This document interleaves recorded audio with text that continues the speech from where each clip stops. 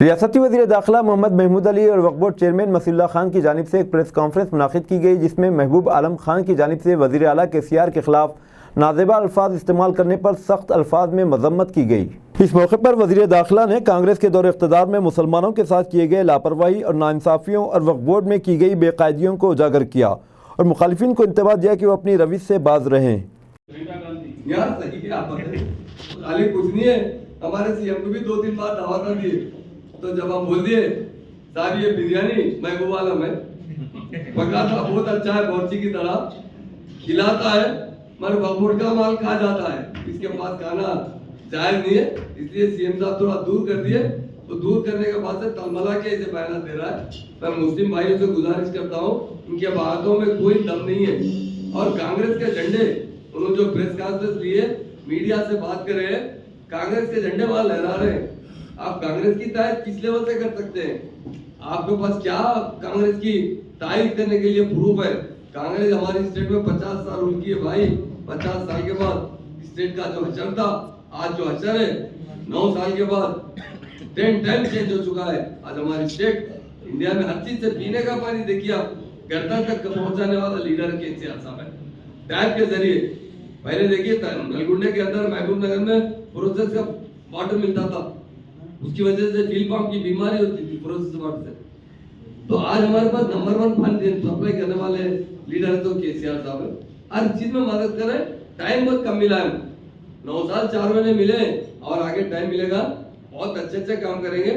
Ration का 1-2 बात बता दे तो सीएम साहब जो बोले ना अभी, आप देखेंगे अगले 5 साल में सारे तेलंगाना में जिस तरह सीएम साहब ने किसानों के लिए रैतु बंधु रैतु बीमा स्कीम लाए ना, 1 करोड़ 40 लाख किसान है, बाकी सारे आवाम के लिए 5 करोड़ का इंश्योरेंस कराने वाले, 5 करोड़ किसी भी कुदरती तरीके से किसी की मौत होगी ना तो ऑटोमेटिक उसे 5 लाख रुपए उसके घर में भिजाने वाला लीडर KCR साहब। यकीनन राशन जो है बारीक चावल देने वाले, पहले मुसलमानों को सभी भाइयों को 4 किलो के हिसाब से राशन देते थे अब्दुल्ला भाई, सिर्फ 4 आदमी को देते थे, मियां बीवी 2 बच्चे।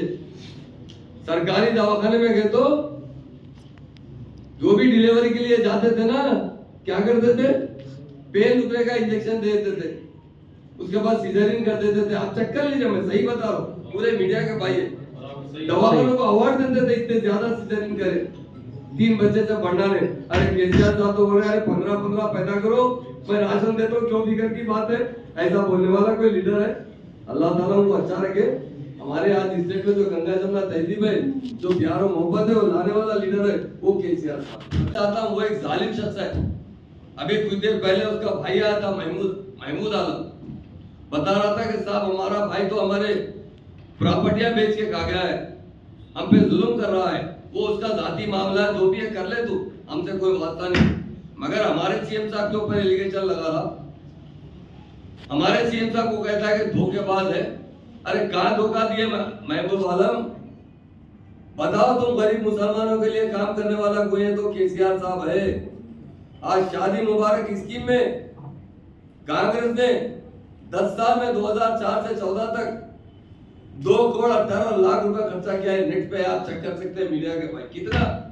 2 करोड़ 18 लाख। और CM साहब ने कितना किया? वही वो 10 साल में दिए।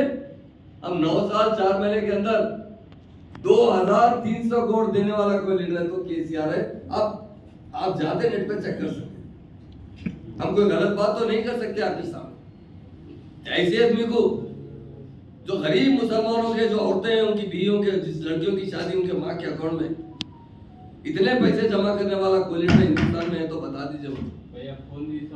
उसी तरह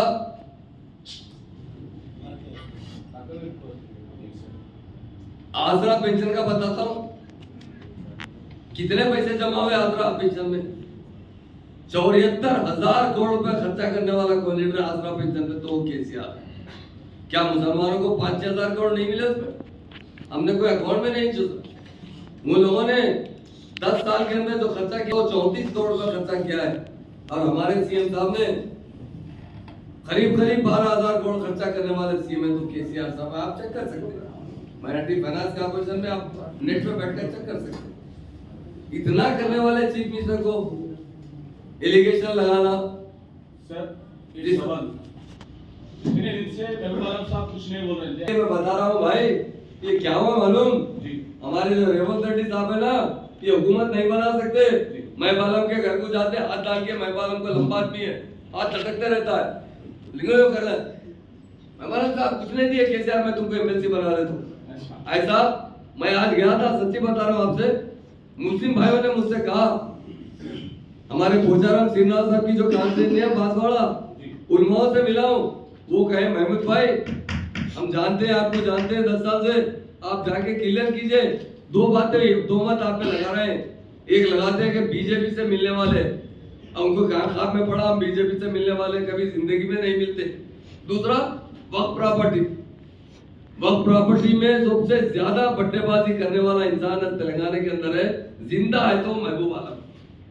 उसके ऊपर 2014 में एफआईआर भी हुआ है, और जितने लोग इंफॉर्मेशन उसके प्रॉपर्टीज के आरटीआई से ले सकते हैं। और हम भी एक अभियोग में सीधा वहां से आ गया, आते आते हमारे मसीह भाई चेयरमैन साहब को बोला आप भी आ जाओ भाई, ताकि हमारे मीडिया बैंक सामने रहेंगे। तो अब तक एक्शन क्यों नहीं लिया सर उनके ऊपर जो एफआईआर है, और उन अब इल्जाम ये लगा रहे कि 40 से ज्यादा स्कूल कॉलेजेस साहब आप बताइए ऑन रिकॉर्ड, अगर हम उनके ऊपर एक्शन नहीं लिए तो अब जब हमारे से सवाल पूछ सकते हैं। 3 बार आपकी टीम वहां पर विजिट करी वक्फ से, आप खुद ही ये बात बोल रहे हैं, टीम भी 3 बार जा चुकी है। कार्रवाई क्यों वहाँ नहीं? इंक्रोचमेंट कार्रवाई क्यों नहीं? वहाँ पे ऑलरेडी आप बता रहे हैं हमारी टीम जा चुकी है, कोर्ट में भी केस डाले। देखिए आप जानते हैं कोर्ट के फैसले, कोर्ट की जो कार्रवाई होती है एकदम आज दी और कल नहीं होती है। 100% वक्फ लैंड है और इंशाल्लाह सर कोर्ट की अभी तक उसके ऊपर लापरवाही क्यों बरती है? देखिए लॉग जो आप बोल रहे हैं हमारा बिल्कुल गलत अफवाह है, टोटल डिजिटलाइज हो रहा है। एक बोला कर जहांगीर बिरोगी दरगाह तामीर के वास्ते भी तैयार किया गया था।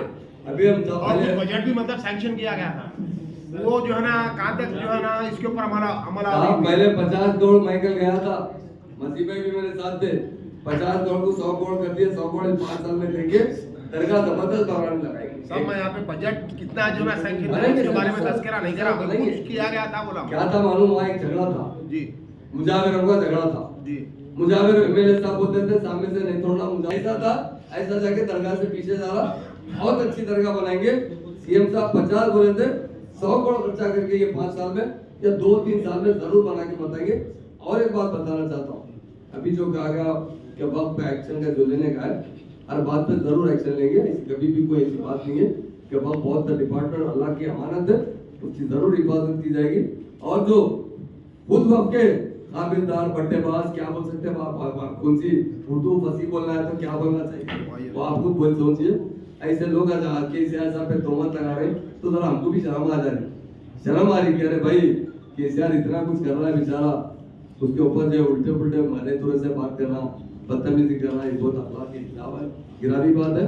हम तमाम उन मुसलमान भाइयों से कहते हैं आप जरूर तनकीद कर सकते हैं, तनकीद करने में कोई नहीं है, जमहूरी हक है आपका, बस तमीज के दायरे में, अखलाक के दायरे में तनकीद कीजिए, बदअखलाकी के दायरे में मत कीजिए। बदअखलाकी तो सभी को आती है, हम भी बदअखलाकी करेंगे तो महर गिर जाएगा। इसके लिए मैं खास तौर से मीडिया भाइयों का दिल की गहराई से शुक्रिया अदा करता हूँ। जरूर हम आपकी प्रॉपर्टी की हिफाजत करेंगे, आने वाले टाइम में जुडिशियल पावर देने के लिए जो रास्ता है उसको जरूर अपनाने की कोशिश करेंगे। और वह प्रॉपर्टी को केसीआर साहब आने के बाद 1 इंच जमीन नहीं बेची गई, 1 इंच पे हमने कभी देखा नहीं।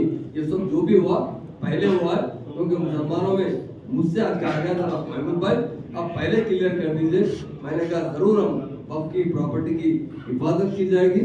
और दूसरा हम कभी जिंदगी में ना पहले मिले ना बाद में बीजेपी से मिलेंगे, ये कांग्रेस के रूमर्स है, इस पे ध्यान मत दीजिए। ये मेरे तमाम भाइयों से साहब एक आखिरी सवाल